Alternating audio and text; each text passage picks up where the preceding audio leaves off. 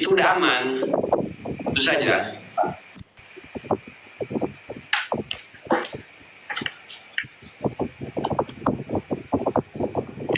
Memang harus seperti itu. Nggak banyak sih memang yang mau speak up dan berani bersuara.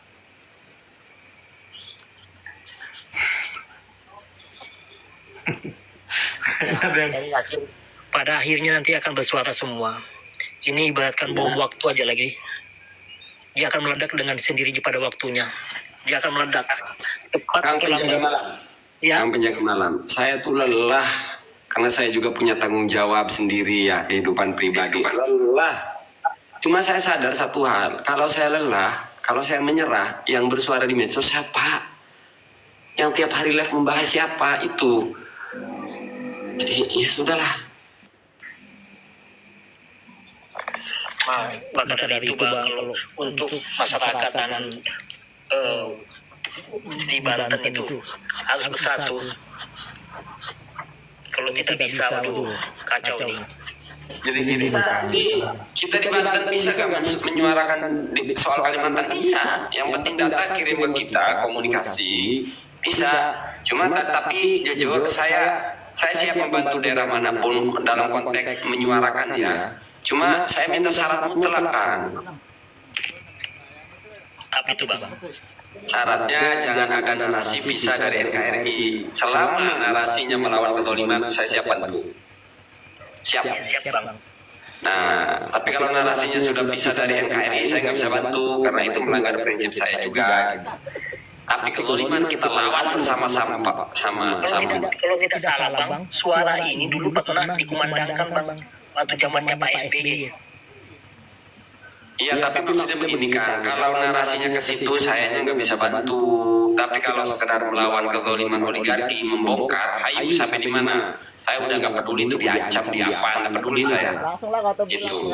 Dan saya sama lantangnya bersuara untuk Kalimantan siap. Karena kita jadi satu gitu, kita ini Indonesia, jadi nggak bisa orang Banten campur urusan Kalimantan. Kita ini Indonesia. Ya kita Indonesia Bang, kita satu Bang. Ya, kita satu. Orang Kalimantan boleh bersuara terhadap apa yang terjadi di Banten. Itu pun sebaliknya, saya boleh bersuara terhadap penindasan yang terjadi di Kalimantan gitu. Boleh, kita ini satu. Kok udah disatukan NKRI, masa nggak boleh? Oh, bahkan kita ini boleh bersuara terhadap Palestina. Palestina aja kita suarakan kok. Yang beda negara, beda suku, beda ras, beda bangsa. Beda bangsa, beda negara, beda suku, beda ras, beda bahasa. Nah, yang menyatukan kita dengan warga Palestina apa? Cuma satu agama. Nah, kita dengan orang Kalimantan, persatuan kita satu bangsa, satu negara, satu agama, atau lebih kuat. Alasan kami menyuarakan untuk Kalimantan lebih banyak, gitu kan? Maka kita mau dengan pemikiran pendukung-pendukung PKI, orang luar nggak boleh bersuara di Banten, setrek lu. Kita ini sudah Indonesia kok nggak boleh. Kecuali soal administrasi desa, baru jangankan antar provinsi, antar desanya nggak usah ikut campur urusan administrasi di desa. Ya baru tetangga desa nggak usah ikut campur ngapain. Tapi ini soal Indonesia, soal kedaulatan, maka boleh. Kecuali ini tempatnya Kang Yahya soal administrasi pengelolaan misalnya dana desa, ya baru saya nggak usah ikut campur. Loh kok dibangunnya di jalan, kenapa nggak di gini? Ya kita nggak usah ikut campur, karena itu wewenang desa. Tapi kalau soal kedaulatan NKRI, kita ini satu, udah disatukan laut, disatukan NKRI. Iya itulah Bang, makanya itu Bang apa ya? Padahal sudah jelas-jelas di depan mata ini pik 2 ini Bang. Kok nggak bisa tersentuh gitu lah, heran aku juga ya. Gini ya, artinya gini, ini kan sebetulnya tadi kan sudah saya jelaskan. Apakah ada hasil dari suara yang disuarakan oleh Kang Maesa dan masyarakat? Ada. Tadi awal sudah saya sampaikan, ada beberapa poin kemenangan rakyat terhadap perlawanan kepada PIK 2. Yang pertama adalah berhentinya mobil tanah di luar jam operasional. Artinya tadinya mereka itu 24 jam mobil urukan damar itu melewati masyarakat itu 24 jam. Karena mereka juga dilindungi oleh para oligarki tadi.